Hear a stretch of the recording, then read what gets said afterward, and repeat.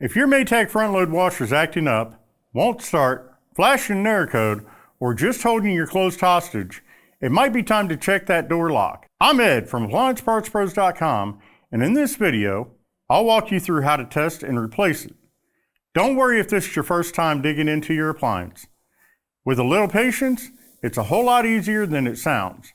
Let's go ahead and get started. With over 2 million products in stock and the know-how to help you do it yourself, we are AppliancePartsPros.com. For today's job, you'll need a 1/4-inch nut driver, a multimeter, and a pair of needle nose pliers. And as always, safety first. Unplug the washer or shut off the breaker before you start. Once the power is safely off, we can dig into troubleshooting your Maytag front load washer. First thing, open the washer door and look for the 2 screws holding the door lock to the front panel. Leave those in for now. We're just noting their spot. Start by removing the top panel. There are 3 screws in the back.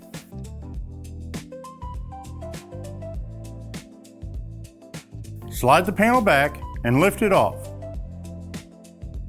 Now look towards the back right corner and you'll see the ACU mounted on a bracket with several wires running to it. We'll use the wiring connector on there to test the lock electrically. This door lock sends 3 signals to the control board. The solenoid energizes, the door sensed is closed, and then the lock confirms it's actually engaged. If any of those don't make it through, your washer's not going to run. So close the washer door and plug the machine back in. Press start and listen for a click. That's the lock trying to engage. Once you hear it, go ahead and unplug the washer again so we can safely test. Find connector J7 on the control board and unplug the harness. Set your multimeter to measure resistance. Test pins 2 and 3 on the harness. This checks the lock solenoid coil. You should get between 60 and 90 ohms. If it reads open, the coil is burnt out. Then test the door close switch, pins 1 and 3. With the door shut, you should see a closed circuit, about 0 to 2 ohms. If it reads open, the switch isn't detecting the door.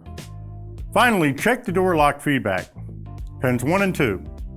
This should also read closed when the door lock is energized. If not, that internal feedback switch has failed. With all the checks failing, that door lock assembly is no good, and since it's sealed, we'll have to replace the whole thing. To replace the door lock, open the door, remove the door boot spring, peel back the door boot, remove the screws holding it to the front panel, then reach your hand in behind the door boot and pull out the door lock assembly. Unplug the wire harness and set it aside. Here's the old door lock, and here's the new one. If you've already got one, great. If not, you can pick one up at AppliancePartsPros.com. Go ahead and install the new door lock by reconnecting the wiring, exactly how it was before.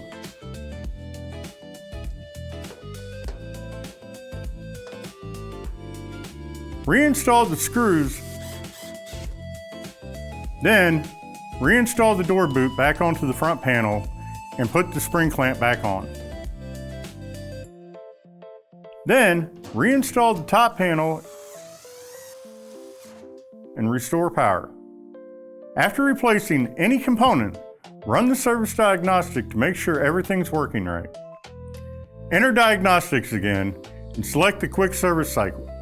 Function code 012. The washer will lock the door, fill, drain, spin, and then unlock. If it finishes the cycle, your repair was a success. Nice work tackling the door lock on your Maytag front loader. If you've had trouble with this part before or found a trick that helped, drop a comment and let us know.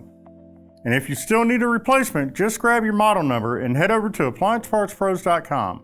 Most parts ship fast, so you'll be back to clean clothes before the weekend hits. Thanks for letting us walk you through the fix.